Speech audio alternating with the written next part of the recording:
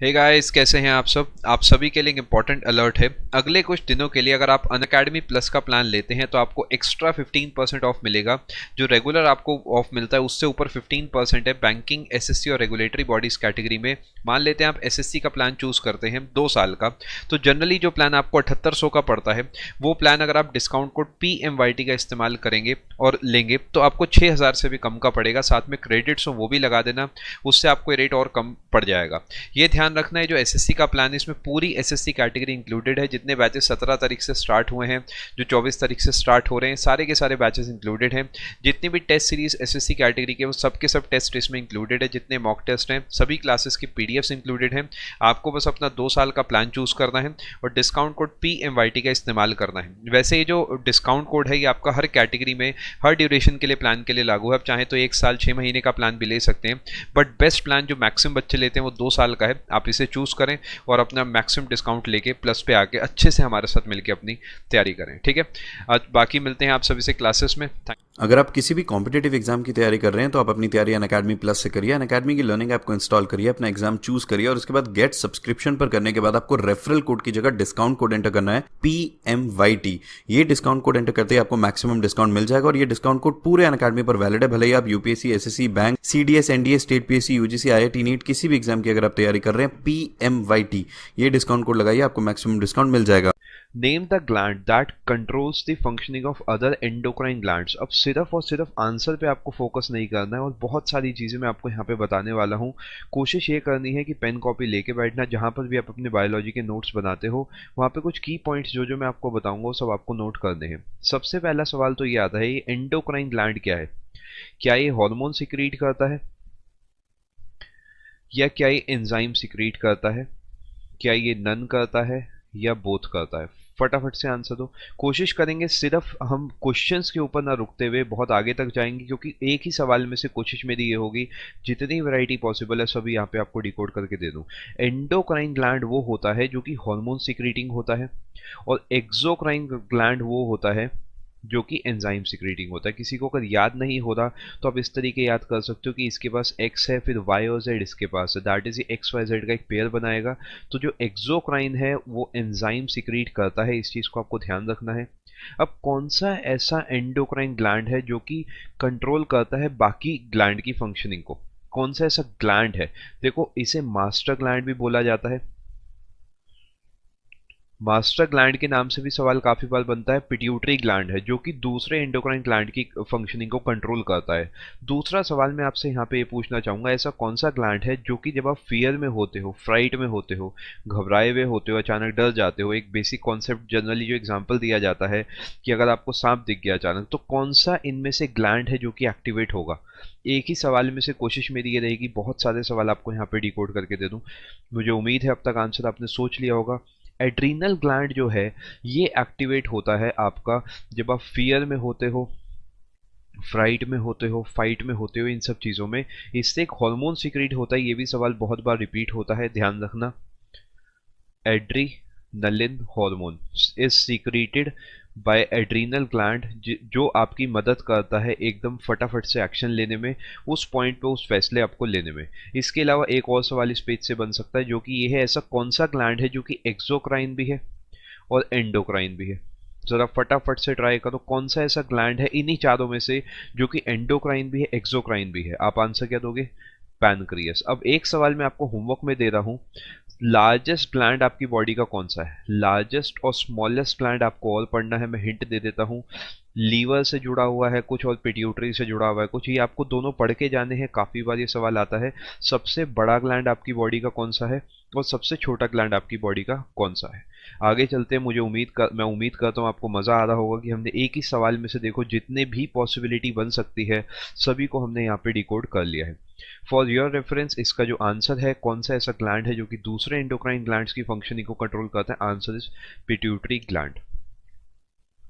Which of the following has the highest protein content पर ग्राम। अब यहाँ पर सवाल ये है, काफ़ी लोगों को लगता है इसका आंसर एग होगा, लेकिन सबसे पहले तो देखो वो ऑप्शन में ही नहीं है। और दूसरा ये पूछ रहा है पर ग्राम सबसे ज़्यादा प्रोटीन कंटेंट किस में है, परसेंटेज नहीं पूछ रहा, ये पूछ रहा है ओवरऑल प्रोटीन सबसे ज़्यादा किस में होगा। Answer is soybean. ये काफ़ी बार रिपीट होता है सवाल, इस चीज़ को आप ध्यान रखना। सोयाबीन में सबसे ज़्यादा प्रोटीन कंटेंट पाया जाता है। अगर चारों का मैं 1-1 ग्राम लेता हूं तो सबसे ज़्यादा प्रोटीन किसके अंदर होगा, सोयाबीन के अंदर होगा। Which of the following is a communicable disease. अब सबसे पहले ये पता होना चाहिए कम्युनिकेबल डिसीज क्या होती है। अगर आप किसी से बात करते हो, किसी के कांटेक्ट में रहते हो, अगर हवा के थ्रू, पानी के थ्रू, या फिर अगर किसी का झूठा पानी आप पी लेते हो, किसी से बात करते हो सांस के थ्रू, इन सब, या फिर टच के थ्रू, इन सभी तरीके अगर कोई डिसीज पर्सन ए से पर्सन बी तक ट्रांसफर हो सकती है तो हम उसे कहेंगे कम्युनिकेशन की वजह से वो ट्रांसफर हुई है, that is a communicable disease. अब मीजल्स जो है हाईली कम्युनिकेबल है, हाईली कंटेजियस डिसीज है। कंटेजियस का मतलब आप कह सकते हो कि अगर टच से फैलने वाली डिसीज जो है, तो इसका आंसर करेक्ट होगा मीजल्स। अब यहाँ पे बहुत सारे सवाल और बनते हैं, इनमें से ऐसी कौन सी बीमारी है जो कि आपके रेस्पिरेटरी सिस्टम से जुड़ी है। फटाफट से ट्राई करो, जब तक मैं यहाँ पे लिखूंगा तब तक आपको आंसर उसका सोच लेना है। कौन सी ऐसी बीमारी है जो कि आपके रेस्पिरेटरी सिस्टम से जुड़ी है, आप बोलोगे अस्थमा। कौन सी ऐसी बीमारी है जो कि आपके ग्लूकोज लेवल से जुड़ी है, बॉडी ग्लूकोज लेवल, जनरली जिसे आप शुगर लेवल भी बोलते हो, वो होगी डायबिटीज। आखिरी सवाल ये है, कौन सी ऐसी बीमारी है जो कि विटामिन सी की डेफिशिएंसी से होती है। आंसर आपको दिख रहा होगा, ऑप्शन नंबर 2 स्कर्वी होगा। और विटामिन सी का सोर्स आप मुझे और बताएंगे फटाफट से। एक ही सवाल में से कोशिश ये होगी, मल्टीपल क्वेश्चंस हम यहाँ प्रैक्टिस करेंगे। ओवरऑल मेरी टारगेट ये रहेगा, जितने भी सवाल बने हैं उनमें जो जो पॉसिबिलिटी है सभी आपको यहीं पे तैयार करा दो। सोर्स आप इसका कहोगे जितने भी सिट्रस फ्रूट्स होते हैं, फॉर एग्जाम्पल लेमन हो गया, आंवला हो गया, इन सब में पाया जाता है। अगला सवाल देखते हैं, which hormone leads to the expulsion of milk from the breast during suckling. अब यहाँ पर आपको जनरली जो आंसर देखने को लगता है लोगों को, वो लगता है एस्ट्रोजन या प्रोजेस्टेरोन, क्योंकि ये दोनों फीमेल हार्मोन्स जनरली हम किताबों में पढ़ते हैं। बट एक पॉइंट आपको ध्यान रखना पड़ेगा, यहाँ पर वो जनरली बस एक फीमेल हार्मोन नहीं पूछ रहा, वो पूछ रहा है कि ब्रेस्ट से मिल्क एक्सपल्जन के केस में कौन सा हार्मोन हेल्पफुल होता है, कौन सा हार्मोन काम करता है। प्रोलैक्टिन होगा आंसर। इसका याद करने का देखो तरीका सिंपल सा है, मिल्क जो है काफी हद तक जुड़ा है लैक्टो से, यानी लैक्टिक एसिड की अगर मैं बात करता हूँ, या लैक्टोज की बात करता हूँ, प्रोलैक्टिन हार्मोन की बात करता हूँ, गैलेक्टोज की बात करता हूँ, ये जितना जहाँ पर भी आपको लैक्टो देखने को मिलेगा वो कहीं ना कहीं एसोसिएटेड होता है मिल्क से। तो यही यहाँ पे भी आप कह सकते हो प्रोलैक्टिन हार्मोन जो है, यहाँ पर आप नोट कर सकते हो प्रोलैक्टिन हार्मोन जो है, it leads to the expulsion of milk during from the breast during suckling. तो इसका जो आंसर होगा ऑप्शन नंबर 4 प्रोलैक्टिन। मुझे उम्मीद है वीडियो पसंद आ रही होगी, पसंद आ रही है तो वीडियो को लाइक जरूर करना। मेरा टारगेट ये है इसी टाइप से आपको जितने भी बनते हैं अलग अलग सब्जेक्ट्स, चाहे वो फिजिक्स है, केमिस्ट्री है, हिस्ट्री है, ज्योग्राफी है, सभी कुछ मैं यहाँ पे आपको डिस्कस करा दूंगा। तो जब आप एग्जाम देने जाओगे तो आप देखोगे बहुत सारे सवाल ऐसे होंगे जो इनमें से सीधा सीधा रिपीट हुए होंगे, या जैसे हम आपको आप देख रहे हो ये जो अलग अलग पैटर्न्स हम प्रैक्टिस कर रहे हैं, इनमें से बहुत बार सवाल आपको देखने को रिपीट ही मिलेगा। अगले सवाल पे चलते हैं, which cells in our body are popularly called soldiers of human body. अब देखो हमारी बॉडी के अंदर जो है ब्लड है। अब ब्लड को थोड़ा सा मैं आपको एक्सप्लेन करता हूँ। ब्लड के अंदर भी दो चीज़ें पाई जाती हैं। एक तो पाए जाते हैं कॉर्पसल्स, जिसे आप सेल बोलते हो, जिसके अंदर आरबीसी आता है, डब्ल्यूबीसी आता है, प्लेटलेट्स आता है। मेनली आप इन तीनों को उसके अंदर कवर करते हो। ये करीब करीब आप कहते हो 45% है, और बचा हुआ 55% प्लाज्मा है। ये भी सवाल काफ़ी बार बनता है, ये प्रीवियस ईयर क्वेश्चन है कि ऐसा क्या है जो स्ट्रॉ कलर्ड लिक्विड होता है, स्ट्रॉ कलर लिक्विड होता है, और ये करीब करीब 55% आपकी बॉडी के अंदर होता है। आंसर होगा इसका प्लाज्मा। और प्लाज्मा का मेन कॉन्स्टिट्यूएंट क्या है, मेन कॉन्स्टिट्यूएंट ऑफ प्लाज्मा बताओ भाई। वाटर होगा, प्रोटीन होगा।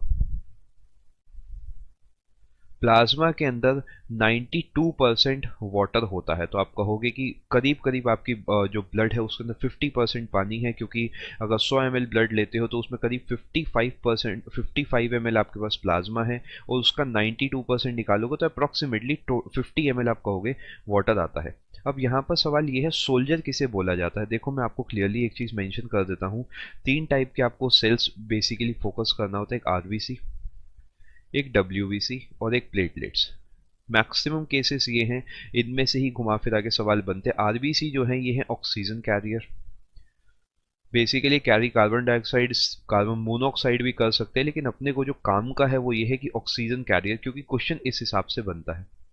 डब्ल्यूबीसी को आप बोलते हो सोल्जर्स है, यानी रक्षक हैं आपके शरीर के। अगर कोई ऐसी चीज आ गई जो आपकी बॉडी नहीं चाहती कि हो आपकी बॉडी में, तो ये उसे कोशिश करेंगे खत्म करने की। लेकिन अगर किसी वजह से कहीं पर डैमेज हो गया तो आप कहोगे ये आपके लिए काम करते हैं हॉस्पिटल का, या फिर आप बोलोगे ये मेडिकल ट्रीटमेंट का काम करते हैं। तो ये वाला पॉइंट भी आपको ध्यान रखना है कि अगर ऑक्सीजन कैरी करनी है आरबीसी, अगर कहीं प्रोटेक्शन लड़ाई की बात है, बचाने की बात है डब्ल्यूबीसी, कोई अगर घायल हो गया है तो उस केस में प्लेटलेट्स, यानी ये इंटरनल और एक्सटर्नल, ध्यान रखना दोनों इंजरीज पे काम करता है। ऐसा नहीं है सिर्फ एक्सटर्नल, लोगों को एक्सटर्नल लगता है, लेकिन अगर इंटरनल इंजरी भी कहीं हो जाती है तो उसमें प्लेटलेट्स का रोल बहुत बड़ा होता है। इसी वजह से आपने सुना होगा जो डेंगू हो जाता है, डेंगू के केस में प्लेटलेट काउंट बहुत कम हो जाता है और डॉक्टर्स एडवाइस करते हैं कि आप हॉस्पिटलाइज कर दो, क्योंकि अगर किसी भी केस में इंटरनल ब्लीडिंग हो जाती है तो ट्रीटमेंट का टाइम उन्हें ज़्यादा मिल जाएगा एज कम्पेयर कि अगर आप घर से पेशेंट को लेके आओगे। मैं उम्मीद करता हूँ सारे पॉइंट्स आपको समझ आ गए होंगे। आगे चलते हैं, अगला सवाल देखते हैं। Dash is the study of micro anatomy of cells, tissues and organs as seen through a microscope.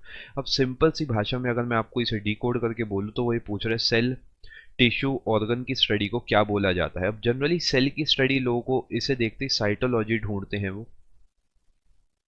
पहली बात तो ये साइटोलॉजी ऑप्शन में ही नहीं है, तो डिबेट खत्म हो गई। अब उसके बाद टिश्यू की स्टडी को हम हिस्टोलॉजी से एसोसिएट करते हैं, तो यहाँ पर आपको ऑप्शन एलिमिनेशन मेथड अगर आप लगाओगे तो सबसे स्मार्ट वर्क होगा, क्योंकि उस केस में आप इजीली अपना आंसर गेस कर पाओगे कि ओवरऑल ये आपकी बॉडी की बात कर रहा है। तो देखो क्लियरली मैं आपको बताता हूँ, हिस्टोलॉजी इसका आंसर होगा ऑप्शन नंबर 1। लेकिन अपने को सिर्फ यहाँ पे नहीं रुकना है, अपने को इससे ज़्यादा सीखना है, क्योंकि अगली बार हो सकता है वो ये पूछ ले आपसे, इक्थियोलॉजी पूछ ले, हो सकता है आपसे एंटोमोलॉजी पूछ ले, हो सकता है पेलियोंटोलॉजी, कोई लिमिट नहीं है। यदि आपका इंग्लिश के वन वर्ड में भी काम आता है तो ऑटोमेटिकली आपका एक तीर से दो निशाने वाला काम हो रहा है। फटाफट से इसे ट्राई करो, इसका क्या मतलब हो सकता है मैं आपको पूरे 5 सेकंड देता हूँ। देखो इक्थियोलॉजी जो होता है ये होता है स्टडी ऑफ फिशेस। ध्यान रखना है आपको, जो मछलियां होती है उनके अध्ययन को आप कहते हो इक्थियोलॉजी है। एंटोमोलॉजी क्या होता है, आप बोलोगे स्टडी ऑफ इंसेक्ट्स को बोला जाता है एंटोमोलॉजी। ये वर्ड्स आपको ध्यान रखने हैं, बहुत बार रिपीट होते हैं इंग्लिश में भी एंड आपके बायोलॉजी में भी। पैलियोंटोलॉजी का मतलब क्या होता है, animals and plants, specifically animals and plants की अगर मैं बात करता हूँ, और इनकी फॉसिल्स की स्टडी ऑफ को कहा जाता है study of fossils of animals and plants को बोला जाता है पैलियोंटोलॉजी। अब मुझे उम्मीद है कि आप एक ही सवाल में 4 अलग अलग सवाल सीख गए होंगे। अगर आता है सेल, टिश्यू, ऑर्गन तो आप आंसर दोगे हिस्टोलॉजी, अगर आता है फिशेस तो आंसर दोगे इक्थियोलॉजी, अगर पूछा जाता है इंसेक्ट तो आप बोलोगे एंटोमोलॉजी, अगर पूछा जाता है fossils of animals and plants, fossil ध्यान रखना फॉसिल की बात हो रही है, तो आप बोलोगे पैलियोंटोलॉजी। मुझे उम्मीद है आप नोट साथ साथ अपने बना रहे होंगे, क्योंकि देखो बाद में आपको टाइम नहीं मिलेगा सेशन को बार बार देखने का। मेरा सजेशन ये है, कॉपी पेन अगर अभी तक भी नहीं उठाया तो कॉपी पेन लेके बैठो, सिंपल सिंपल जो मैं स्क्रीन पर लिख रहा हूँ अपनी कॉपी में पॉइंट बाय पॉइंट नोट करते चलो, जिससे आप इजीली चीजों को याद कर पाओ। आगे चलते हैं। Dash is the branch of zoology concerned with the study of amphibians. अब सबसे पहले तो मुझे यहाँ रुकना पड़ेगा और मुझे आपसे ये पूछना है कि जूलॉजी किसकी स्टडी है, प्लांट्स की या एनिमल्स की। अगर आप इसका आंसर बताते हो कि एनिमल्स की तो बिल्कुल सही है, और फिर मैं ये पूछूंगा कि प्लांट्स की स्टडी को क्या बोला जाता है। अगर एनिमल्स की स्टडी को आप जूलॉजी बोल रहे हो तो प्लांट्स की स्टडी किस वर्ड से एसोसिएटेड है, आप कहोगे बॉटनी से, बॉटनी से। दूसरा मेरा सवाल आपसे ये बनेगा कि जो फ्लोरा वर्ड आप इस्तेमाल करते हो, फोना इस्तेमाल करते हो, इसमें से प्लांट्स से कौन सा एसोसिएटेड है या फिर बॉटनी से कौन सा एसोसिएटेड है। तो आप बोलोगे कि प्लांट्स या बॉटनी से एसोसिएटेड है फ्लोरा, यानी किसी भी एरिया में कितने अलग अलग टाइप के फूल, पेड़, पौधे, जितने भी ये प्लांट्स वाली चीज़ें हैं ये लगी हुई है, आप बोलोगे वो वहाँ का फ्लोरा है। फौना कितने टाइप के वहाँ एनिमल्स है, अगर राइनोसेरस पाया जा रहा है, सांप पाया जा रहा है, इंसान पाए जा रहे हैं, बेसिकली एनिमल्स को जो डील कर रहा है, क्या वैरायटी है वहाँ पे एनिमल्स की, उसे आप बोलते हो वहाँ का फौना क्या है। तो ये तीनों वर्ड एसोसिएटेड है। जूलॉजी से एसोसिएटेड है आपका एनिमल्स, एंड एनिमल से एसोसिएटेड है फौना। मुझे उम्मीद है चीज़ें समझ पा रहे होंगे। अब आते हैं अपने सवाल पे, और सवाल को भी आगे समझने से पहले मुझे ये जानना है कि एम्फीबियंस क्या होते हैं। एम्फीबियन क्या वो होते हैं जो कि सर्दी और गर्मी दोनों में रह लेते हैं, या एम्फीबियंस क्या होते हैं जो पानी और जल और थल दोनों पे रह लेते हैं। तो देखो ये वो हैं जो लैंड पर भी रह सकते हैं एंड वाटर पर भी रह सकते हैं। फॉर एग्जांपल फ्रॉग हो गया, टॉर्टोइस हो गया, ये सब चीज़ें एम्फीबियंस कहलाती है, क्योंकि इनके पास जनरली लंग्स भी होते हैं और गिल्स भी होते हैं। तो गिल्स की मदद से पानी में सांस ले लेते हैं और लंग्स की मदद से ये हवा में सांस ले लेते हैं। एम्फीबियंस हो या रेप्टाइल्स हो, आंसर आपका नहीं बदलेगा, आंसर आपका हर्पेटोलॉजी रहेगा। हर्पेटोलॉजी आपका आंसर रहेगा, इस चीज़ को आप ध्यान रखना। हर्पेटोलॉजी जो है वो एक ब्रांच है जूलॉजी की, जो कि एम्फीबियंस की स्टडी से जुड़ी है। मैं उम्मीद कर पा रहा हूँ आप चीज़ों को समझ पा रहे होगे। यहाँ पे नहीं रुकते हैं और ये समझते हैं कि मॉर्फोलॉजी, इथोलॉजी, मैमोलॉजी। अब देखो मैमोलॉजी तो मैमल से एसोसिएटेड है, इथोलॉजी थोड़ा सा कंफ्यूजिंग है, और इथोलॉजी और एथनोलॉजी में काफ़ी लोगों को कंफ्यूजन होता है। तो अपने पास से मैं एथनोलॉजी भी लिख देता हूँ, जिससे आपके कम से कम 15-20 वन वर्ड सब्स्टिट्यूशन या फिर ब्रांचेस ऑफ साइंस याद हो जाएंगी। इथोलॉजी जो होता है ये होता है साइंस ऑफ एनिमल बिहेवियर।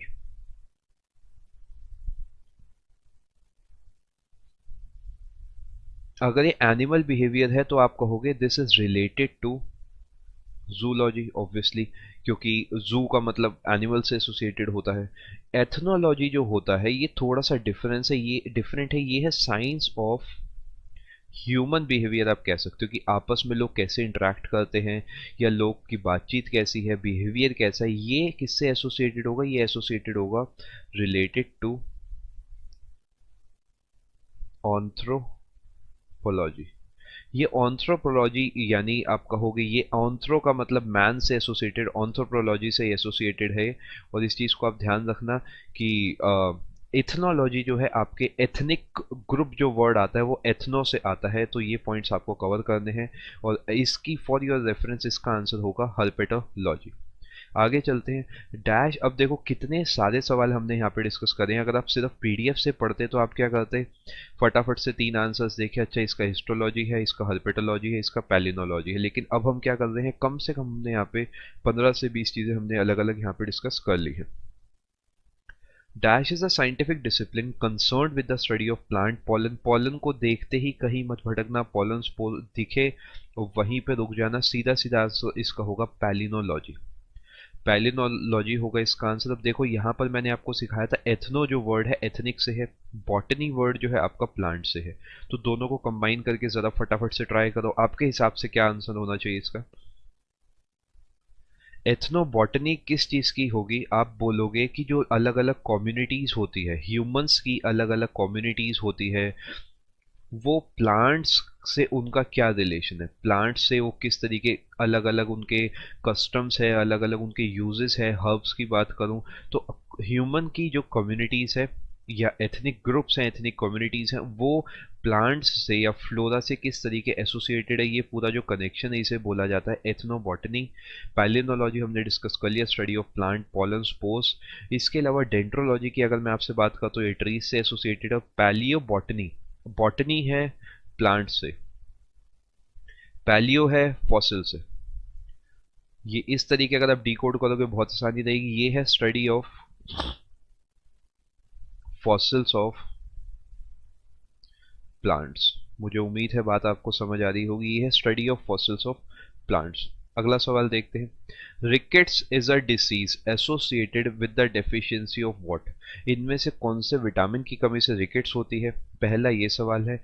उसके अलावा associated with which of the following organs. दो सवाल मैं आपसे पूछना चाहूंगा, which of the following organs, क्योंकि सिर्फ वो नहीं सीखना जो पूछा जा चुका है, वो भी सीखना है जो पूछा जा सकता है। लंग्स, या इस तरीके बोलो respiratory system, skeletal system, nervous system, अब तक आंसर आ जाना चाहिए मुझे उम्मीद है, या फिर अब बोलोगे एक्सक्रीटरी सिस्टम। इस टाइप का अगर सवाल बनेगा, कंफ्यूजिंग सवाल हो सकता है, लेकिन अगर आपने अच्छे से रिकेट्स के बारे में पढ़ रखा है तो आपको इसका आंसर आना चाहिए। देखो इसका आंसर सबसे पहले बता दो, रिकेट्स जो होता है बोन्स से एसोसिएटेड है, जो हड्डियां होती है वो कमजोर हो जाती हैं, तो आप बोलोगे रिकेट्स जो एसोसिएटेड है वो स्केलेटल सिस्टम से एसोसिएटेड है। अब ये होता क्यों है? क्योंकि विटामिन डी की कमी हो जाती है शरीर में, जिसकी वजह से जो हड्डियां हैं वो टेढ़ी हो जाती हैं, आप कहोगे बिल्कुल सीधी नहीं रहती, और हड्डियां साथ साथ कमजोर भी हो जाती हैं। तो इसका आंसर जो होगा वो होगा विटामिन डी।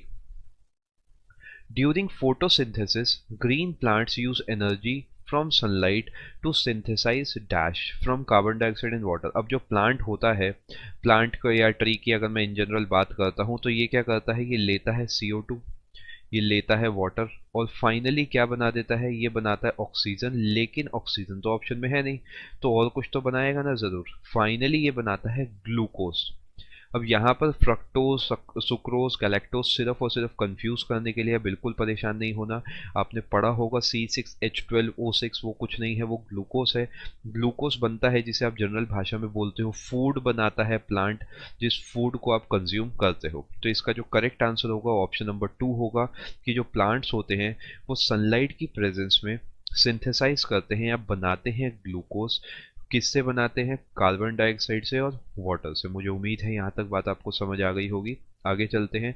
और देखो एक और चीज़ आपने अब देखी होगी, यहाँ पे नोटिस आपने करी होगी, कि जितने भी सवाल मैंने आपसे यहाँ पे डिस्कस करे, फॉर एग्जांपल अगर मैं इस सवाल की बात करता हूँ, तो सिर्फ MCQ याद करके जाने से काम नहीं बनेगा।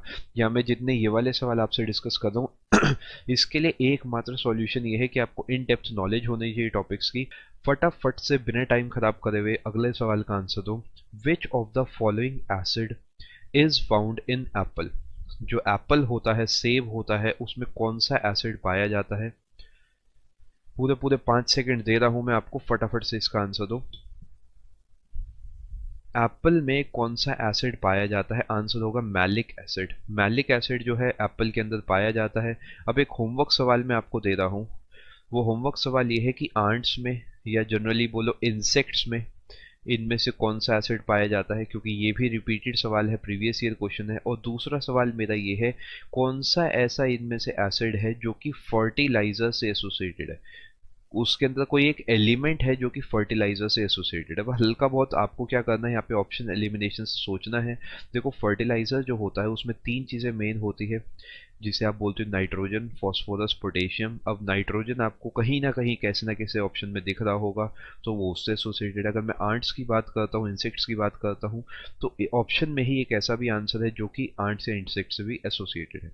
एक और सवाल बनता है कि जो बैटरीज होती थी ट्रेडिशनल, जो पुराने ज़माने की बैटरीज होती थी, या जो अब भी काफ़ी घरों में देखी जाती है, उसके अंदर कौन सा एसिड डाला जाता था? आपने इस टाइप की बैटरी देखी होगी इन्वर्टर की, उसमें कौन सा एसिड होता था? सल्फ्यूरिक एसिड उसमें डाला जाता था।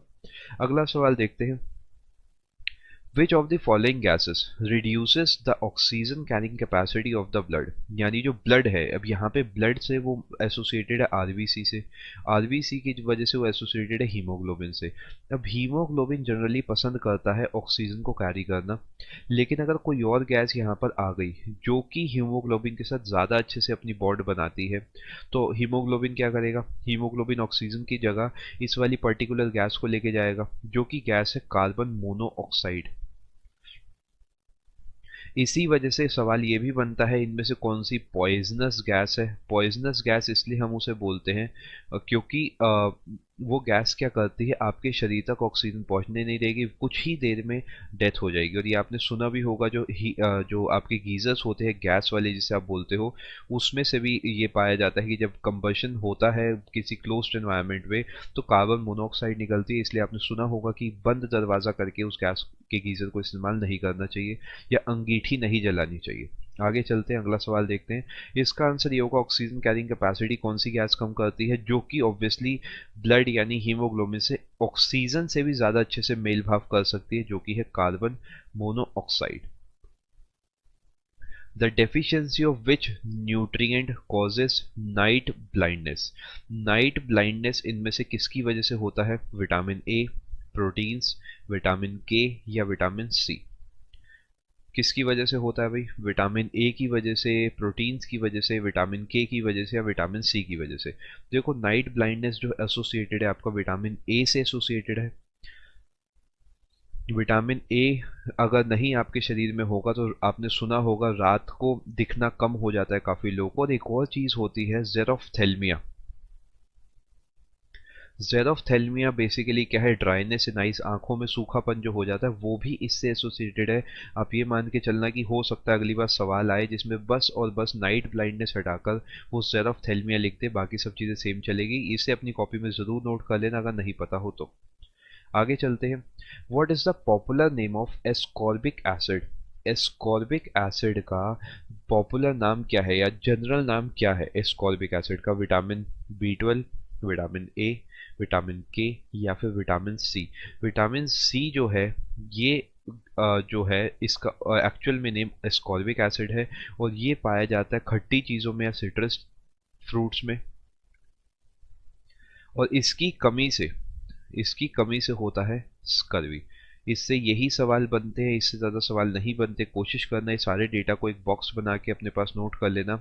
ऊपर आप लिख लेना विटामिन सी, यहाँ पे सोर्स, यहाँ पे डेफिशिएंसी, और इसके अलावा इसका केमिकल नेम। इस टाइप से अगर आप सभी विटामिन को पढ़ोगे बेस्ट तरीका है, क्योंकि सवाल इसके बाहर कुछ नहीं बनना। आगे चलते हैं। What is the popular name of ascorbic acid? For your reference इसका आंसर हो गया vitamin C. Which of the following is a vestigial organ? अब काफी लोग क्या करते हैं, सिंपली सवाल पढ़ा, आंसर बेटा मारा कि अच्छा अपेंडिक्स है, चलो आगे बढ़ो। जब तक इस वर्ड का ही मतलब नहीं पता कोई फायदा नहीं है। ऐसा ऑर्गन जो है तो लेकिन किसी काम का नहीं है। फॉर एग्जाम्पल अगर मैं आपसे बात करूं अपेंडिक्स की, तो ह्यूमंस में अपेंडिक्स का कोई काम नहीं है, क्योंकि हम सेल्यूलोज का डाइजेशन नहीं कर सकते। हमारा जो अपेंडिक्स है वो किसी काम नहीं आता। लेकिन क्या ये एनिमल्स के अंदर भी वेस्टिजियल ऑर्गन माना जाएगा? नहीं, क्योंकि एनिमल्स में अपेंडिक्स का काम होता है सेल्यूलोज का, या आप कहोगे स्टार्च का डाइजेशन ज़रूरी होता है। तो ह्यूमंस के लिए अपेंडिक्स इसका आंसर होगा कि एक ऐसा ऑर्गन जो कि किसी काम का नहीं है। अब सवाल सेम रहेगा, ऑप्शंस कभी कभार बदल जाते हैं। ऑप्शंस कैसे बदलते हैं ध्यान से सुनो।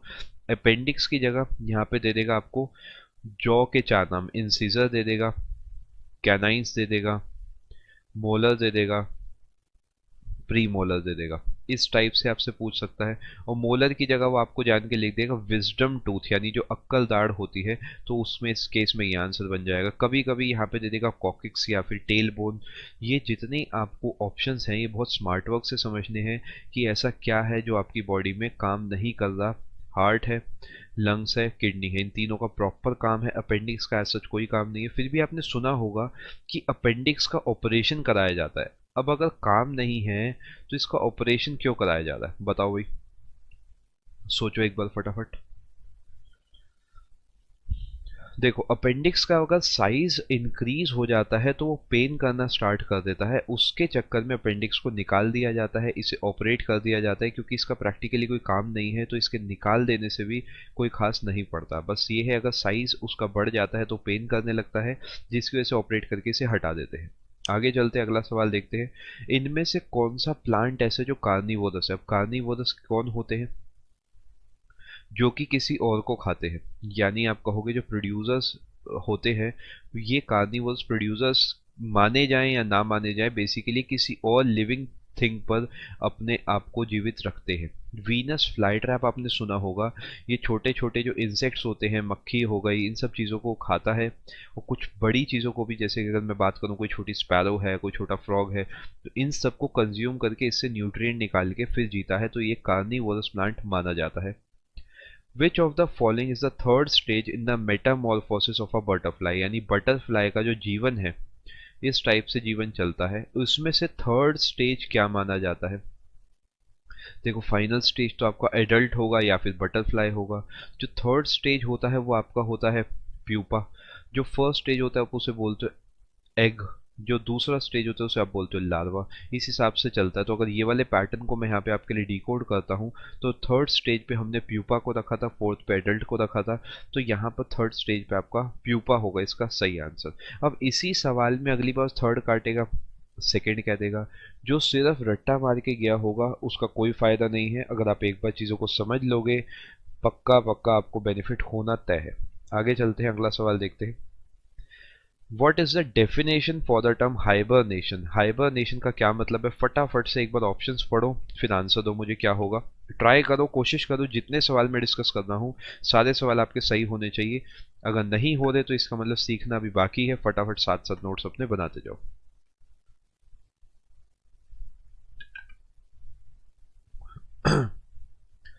हाइबरनेशन का मतलब ये होता है कि जहां पर ज्यादा ठंड होती है, जब एक्सट्रीम विंटर्स हो जाते हैं, तो वो शिकार पे नहीं जा पाते एनिमल्स, जिसकी वजह से देखो दो ही ऑप्शन होते हैं, या तो एनर्जी बाहर से मिलती रहे, अगर एनर्जी प्लस नहीं हो पा रही तो बॉडी से एनर्जी माइनस ना हो। यही बेसिक सा फंडा है कि अगर मैं बॉडी बनाता हूँ किसी की यहाँ पे, तो या तो इसे एनर्जी मिले तो ये जीवित रहेगा, या फिर इसकी एनर्जी ना खोए, क्योंकि इसकी बॉडी में तो एनर्जी बचनी चाहिए। तो ये क्या करते हैं, इन्हें पता है एक्सट्रीम विंटर हो गए, हम शिकार पे नहीं जाते, तो ये रिड्यूस कर लेते हैं अपनी मेटाबॉलिक एक्टिविटी यानी मूवमेंट।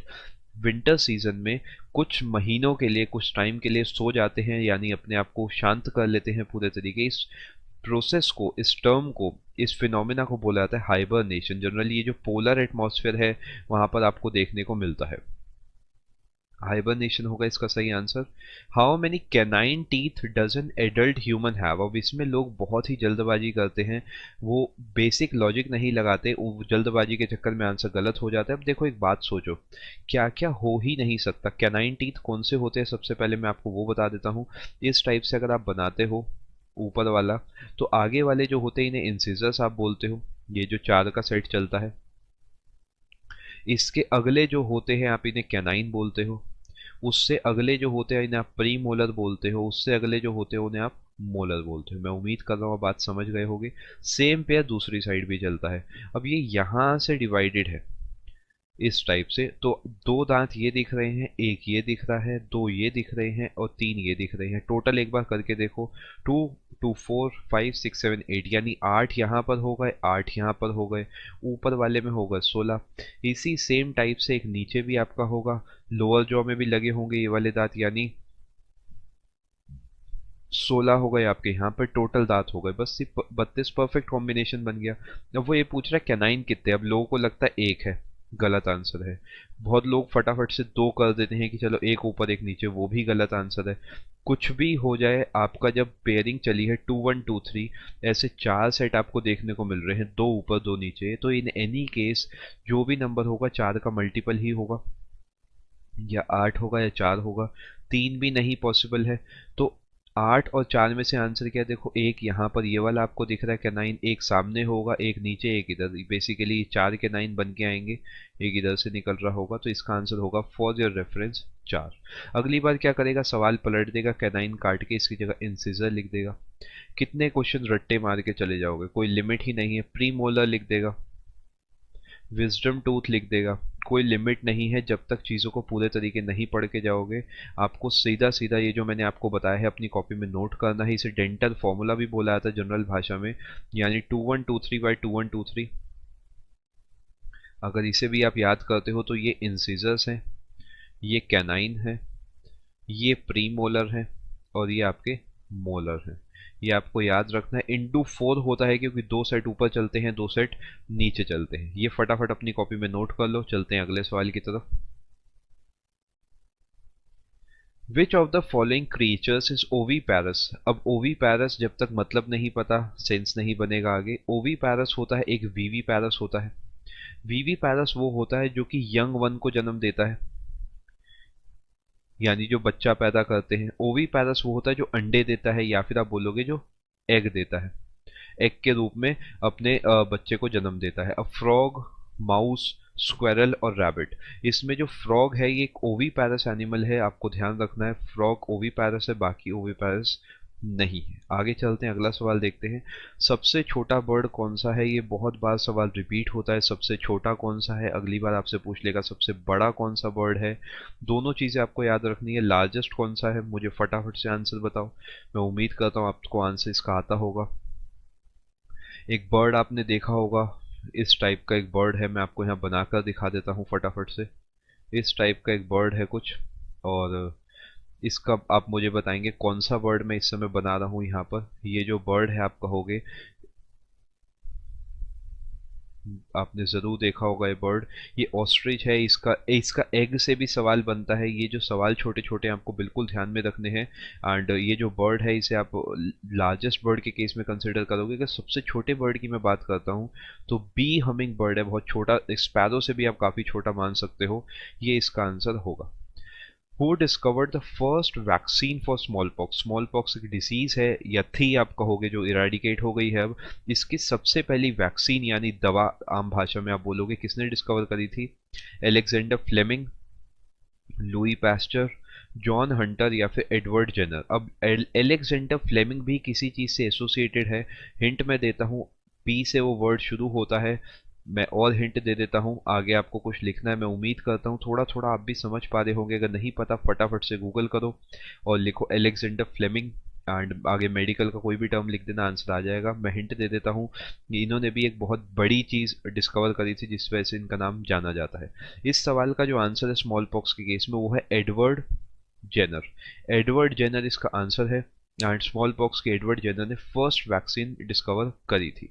आगे चलते हैं, अगला सवाल देखते हैं। DNA is stored majorly in the dash of the cell. फटाफट से एक बार ट्राई करो इसे।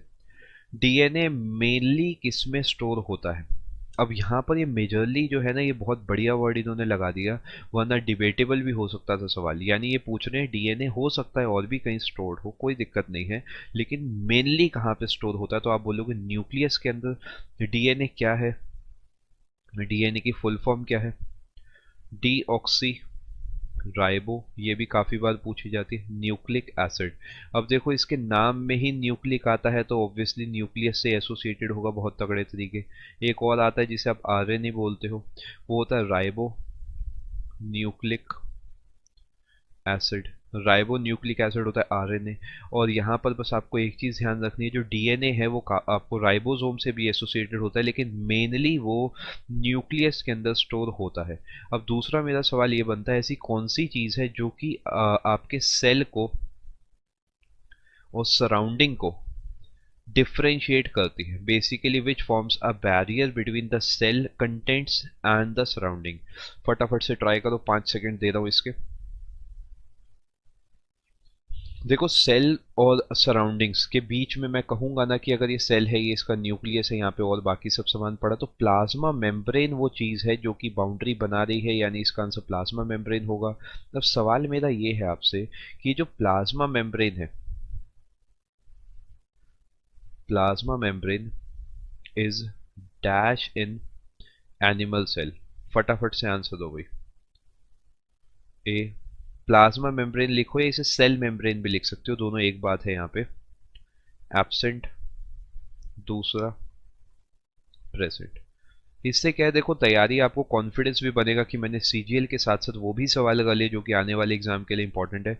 जो सेल मेम्ब्रेन है वो एनिमल सेल में होती है नहीं होती? आप बोलते हो सर प्रेजेंट है। एनिमल सेल को अब मैं काट रहा हूँ और यहाँ पर लिख रहा हूँ मैं प्लांट सेल। अब इसका आंसर दो भाई मुझे कि अगर मैं प्लांट सेल लिख देता हूँ इसकी जगह, तो क्या उस प्लांट सेल के अंदर प्लाज्मा मेम्ब्रेन होती है? आंसर क्या दोगे? आंसर दोगे प्रेजेंट। बहुत लोगों को एब्सेंट लगता है। देखो एक चीज़ का ध्यान रखना, आपको मैं यहाँ पे अच्छे से नोट करके दे देता हूँ, थोड़ा पॉइंट को आपको समझना पड़ेगा। अगर मैं बात करता हूँ एनिमल सेल की, तो इसके पास सेल मेम्ब्रेन होती है,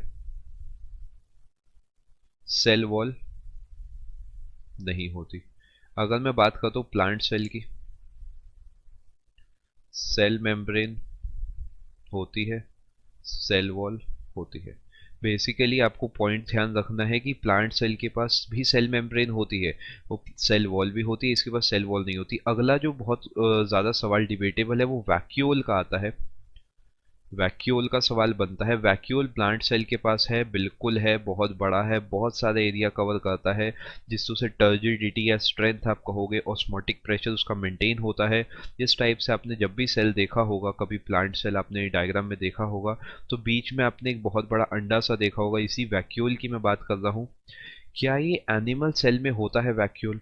वैक्यूल मैं लिख देता हूँ यहाँ पे है। अब यहाँ पर मुझे बताओ कि अगर मैं एनिमल सेल की बात करता हूँ तो क्या एनिमल सेल में वैक्यूल होगा? क्या एनिमल सेल में वैक्यूल होगा? आंसर होगा यस। एनिमल सेल में वैक्यूल पाया जाता है। एनिमल सेल अगर मैं बनाता हूँ यहाँ पे कुछ इस टाइप से, तो एनिमल सेल में छोटे छोटे वैक्यूल पाए जाते हैं और प्लांट सेल में एक बड़ा वैक्यूल पाया जाता है। एनिमल सेल में वो छोटा एरिया कवर करते हैं और प्लांट सेल में वो सबसे ज़्यादा एरिया वही कवर करते हैं। एरिया या वॉल्यूम आप यहाँ बोलोगे। मुझे उम्मीद है समझ आ गया होगा। शॉर्ट में अगर मैं आपको रिपीट करता हूँ, तो अगर मैं एनिमल सेल की बात करता हूँ तो सेल वॉल नहीं है, सेल मेम्ब्रेन है, वैक्यूल है। अगर मैं बात करता हूँ प्लांट सेल की, तो मैं बोलूँगा सेल वॉल है, सेल मेम्ब्रेन है, वैक्यूल है। मुझे उम्मीद है बात समझ आ रही होगी। देखो इसी टाइप से आप मेरे हिसाब से पढ़ो। इस समय भी मेरा खुद का कोर्स चल रहा है अनअकैडमी प्लस पे, जैसे मैंने आपको भी पहले बताया। उस कोर्स के साथ साथ सभी एजुकेटर्स के सभी कोर्सेज आप ले सकते हो, क्योंकि परफेक्ट टाइम है देखो तैयारी का। डिस्काउंट कोड आपको नीचे दिख रहा है, PM लिखना है सिर्फ बिना स्पेस के, आपको डिस्काउंट मिल जाएगा। पूरी फिजिक्स, केमिस्ट्री, बायो का नया कोर्स चल रहा है। हिस्ट्री, ज्योग्राफी का हिस्ट्री, ज्योग्राफी, पॉलिटी, इको, इनका भी कोर्स चल रहा है। इसके अलावा अभिनय सर है, रानी मैम है। सभी एजुकेटर्स के सभी कोर्सेज आप चाहो तो बिल्कुल ज्वाइन करना। आगे चलते हैं। एक ही सवाल में हमने काफ़ी कुछ डिस्कस कर लिया। Night blindness is caused. अब क्या मैं इसे क्लियरली रिपीटेड क्वेश्चन बोल सकता हूँ? ये फ़ायदा होता है बस प्रीवियस ईयर क्वेश्चन को याद करके जाने का, कि अगर आप अच्छे से पढ़ के जाते हो तो ये मान के चलना कि जो आप प्रैक्टिस करके गए हो सवाल उसमें से 101% मिलेंगे। एक सेट में वो सवाल पूछा, दूसरे सेट में आपसे ये सवाल पूछ लिया। अभी हमने डिस्कस करा था विटामिन ए की कमी से क्या या कौन से विटामिन से एसोसिएटेड है, उसी सवाल की स्टेटमेंट बदली, सेम सवाल दे दिया, विटामिन ए होगा इसका करेक्ट आंसर। जैसा मैंने आपको बताया था, इसकी जगह दूसरा वर्ड भी आ सकता है, वो होगा सेरोफ्थेल्मिया। आगे चलते हैं, अगला सवाल देखते हैं। Name the tissue that transports food to various parts of a plant. कौन सा ऐसा टिश्यू है जो फूड को कैरी करता है? अब देखो मैं आपको बताता हूँ, पैरेन्काइमा, स्क्लेरेन्काइमा और कोलेन्काइमा। ये जो है ये ग्रोथ से एसोसिएटेड है। ग्रोथ लिख देता हूँ मैं इनके आगे, ये ग्रोथ से है। इनका ट्रांसपोर्टेशन से कोई लेना देना है ही नहीं बिल्कुल भी, ये सब प्लांट टिश्यूज हैं।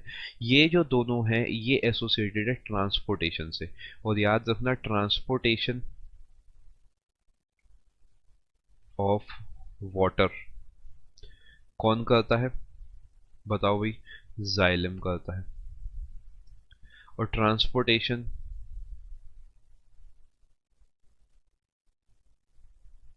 ऑफ फूड कौन करता है? फ्लोएम। अब इसे याद करने के भी कई तरीके हैं। देखो एक चीज़ आप यहाँ क्लियरली समझ सकते हो।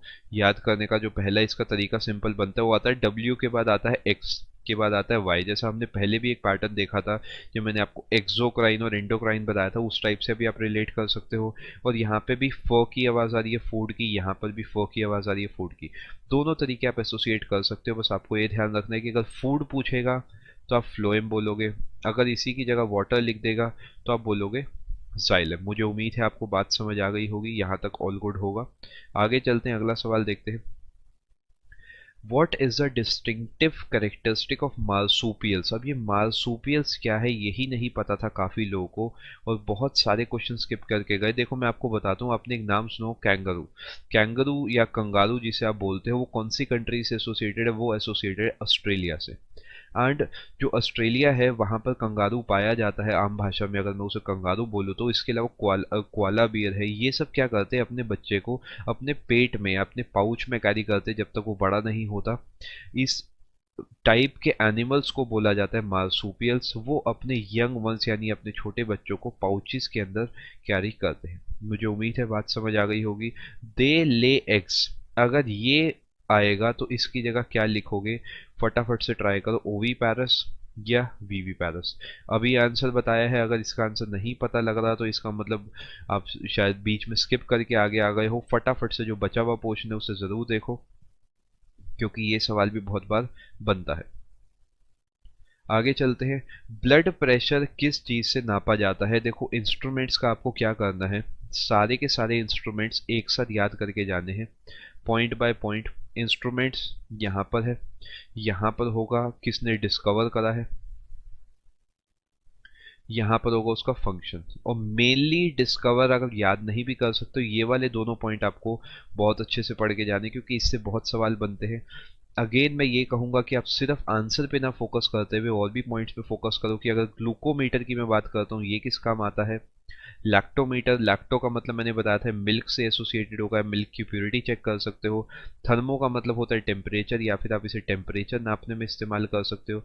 स्विग्मो मैनोमीटर ये नापता है ब्लड प्रेशर। अगर सिर्फ प्रेशर की मैं बात करूंगा तो आंसर बिल्कुल बदल जाएगा। सिर्फ प्रेशर नापेगा आपका बेरोमीटर या बारोमीटर जिसे आप बोलते हो। ग्लूकोमीटर जो है आपकी शुगर नापने में काम आता है, जैसे आप ग्लूकोज लेवल बॉडी का ब्लड का जो होगा वो आप नापोगे तो उसका आंसर ग्लूकोमीटर होता है। ब्लड प्रेशर अगर आपको बॉडी का नापना है तो वो स्विग्मो मैनोमीटर से नाप सकते हो। आगे चलते हैं। Both haemoglobin and myoglobin require dash for formation. अब यहाँ पे मायोग्लोबिन काफी लोगों को नहीं पता, फिर भी आप इसका आंसर दे सकते हैं, क्योंकि आपको हीमोग्लोबिन तो पता है ना कौन सी चीज से एसोसिएटेड होता है। फटाफट से ट्राई करो। देखो, हीमोग्लोबिन जो है वो किससे एसोसिएटेड है मैं आपको ऐसे बताता हूँ। ब्लड है, ब्लड के अंदर पाया जाता है आरबीसी। आरबीसी एसोसिएटेड है हीमोग्लोबिन से, जो एसोसिएटेड है ऑक्सीजन से, और एलिमेंटल फॉर्म में एसोसिएटेड है आयरन से। अब अगर आयरन की कमी होगी, डेफिशिएंसी होगी, तो बीमारी होती है एनीमिया। ऐसे चार्ट आप अगर आप दिमाग में बनाओगे तो चीज़ें बहुत आसान रहेगी। यानी आप एनीमिया की कमी क्या होगी, आप बोलोगे चाहे उसे आप एसोसिएट कर सकते हो ऑक्सीजन की कमी से, उसे एसोसिएट कर सकते हो आयरन की कमी से, उसे एसोसिएट कर सकते हो इसकी डेफिशिएंसी से। सबकी डेफिशिएंसी का आंसर आप कहोगे ऑप्शन पे वैरी करता है। किसी को भी आप कह सकते हो कि भैया खून की कमी एनीमिया, आरबीसी की कमी एनीमिया, हीमोग्लोबिन की कमी एनीमिया, ऑक्सीजन की कमी एनीमिया, आयरन की कमी एनीमिया। आई होप पॉइंट समझ पा रहे हो किस टाइप से आपको चीज़ें पढ़नी है। अगर सेशन पसंद आ रहा है लाइक ज़रूर करना, जिससे आगे भी इस टाइप के जितने भी अलग अलग सब्जेक्ट बनते हैं सभी के सभी मैं आपको यहीं पे करा दूँ। Identify the part of brain that controls the maintenance of posture, balance and equilibrium. यानी आप सीधे खड़े हो तो कैसे खड़े हो, आप बैठे हो तो कैसे बैठे हो, या बैठ के एकदम उठ रहे हो तो बैलेंस बना के आप इजीली कैसे उठ पा रहे हो। ये सब चीज़ें जो है कौन कंट्रोल करता है, फटाफट से ट्राई करो।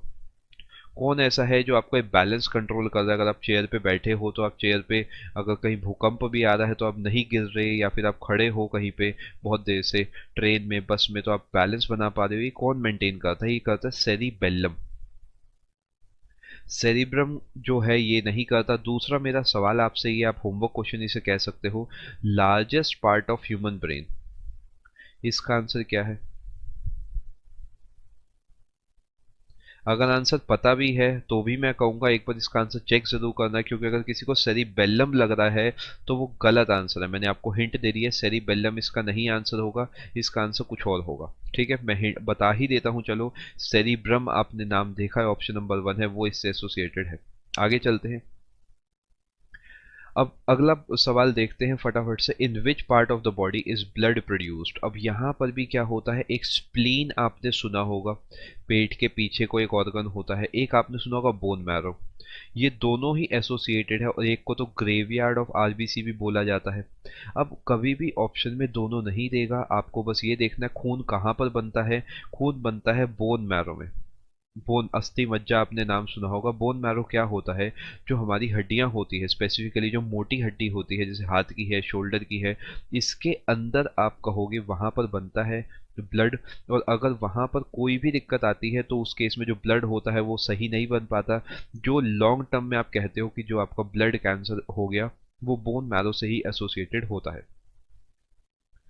इसका आंसर होगा बोन मैरो। अब यहाँ पर थोड़ा सा क्लियर कर देता हूँ, सबका काम कुछ ना कुछ ब्लड से जुड़ा हुआ है। ब्रेन क्या करता है, ब्लड को सिर्फ और सिर्फ ब्लड को वो कंज्यूम करता है।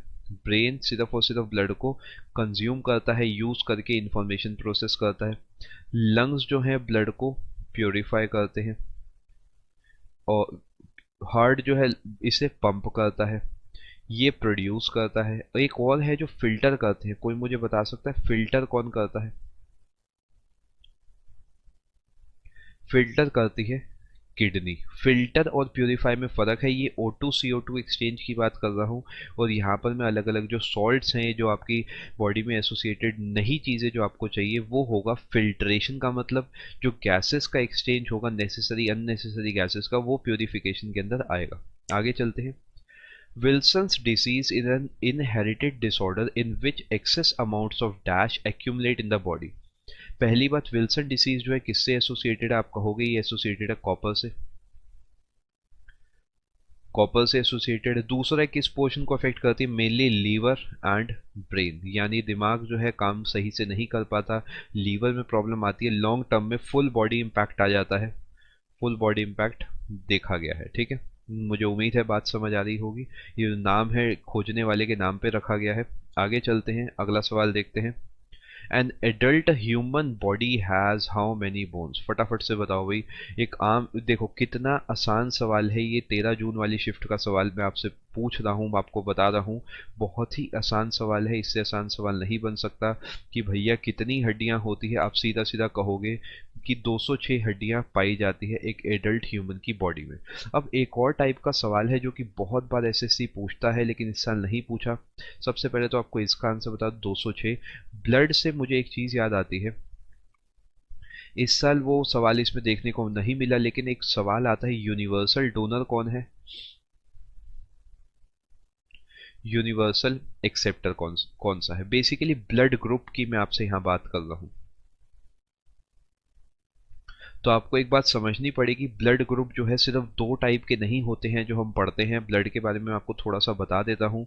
ब्लड ग्रुप 4 टाइप के होते हैं, फटाफट से नोट्स अपने बना सकते हो आप। ए होता है, ए बी होता है, बी होता है और ओ होता है। अब ब्लड के अंदर 2 चीज़ें पाई जाती हैं।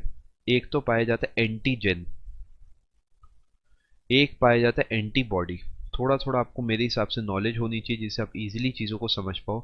एंटीजन पाया जाता है, एंटीबॉडी पाया जाता है। अब एक चीज़ हमेशा ध्यान रखना, एंटीजन वही होगा जो ब्लड ग्रुप है, एंटीजन हमेशा सेम होगा। ये चीज़ नहीं पता तो अपनी कॉपी में अभी नोट्स में नोट कर लो, एंटीजन सेम होगा। कि अगर मैं एंटीजन बात करता हूँ ब्लड ग्रुप ए की, तो उसका एंटीजन होगा ए।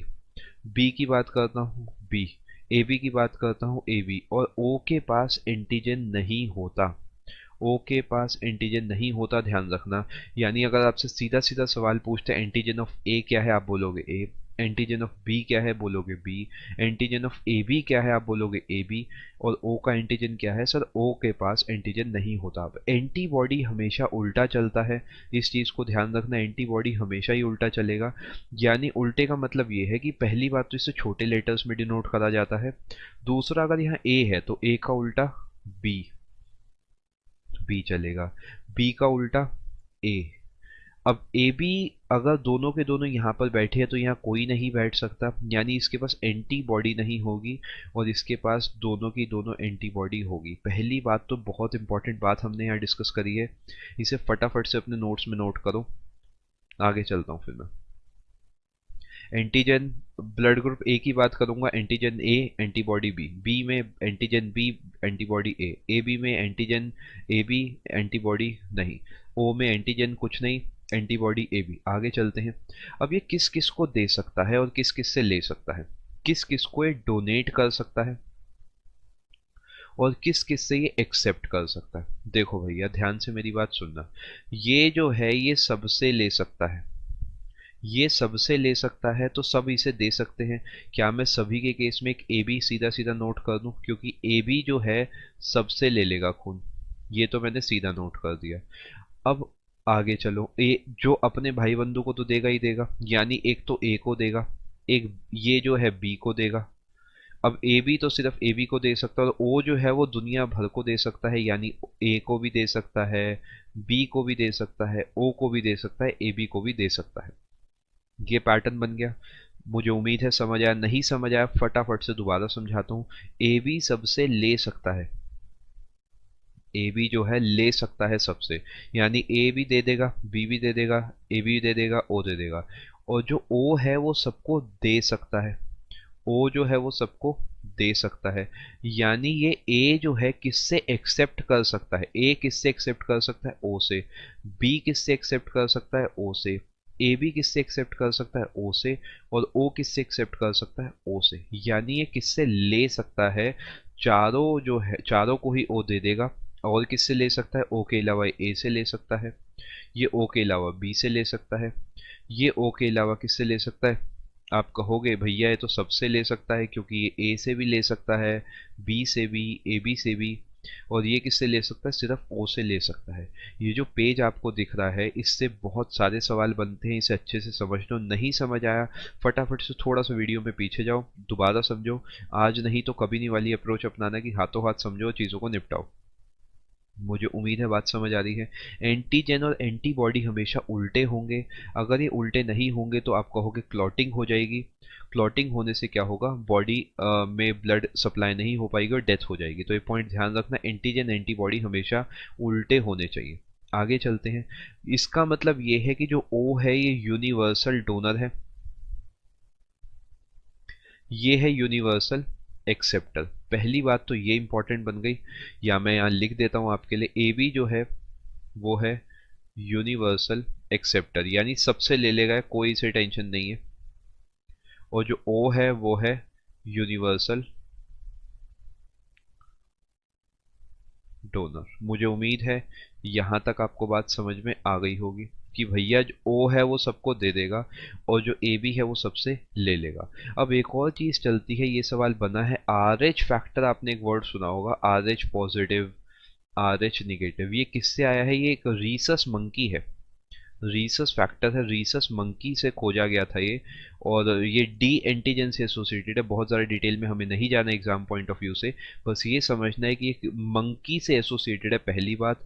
दूसरी बात ये है कि इसी टाइप से मैं कह सकता हूँ कि ए के पास भी अब क्या होगा, या तो ए प्लस होगा या ए माइनस होगा। ऐसे ही ए बी ओ इन सब के पास होंगे।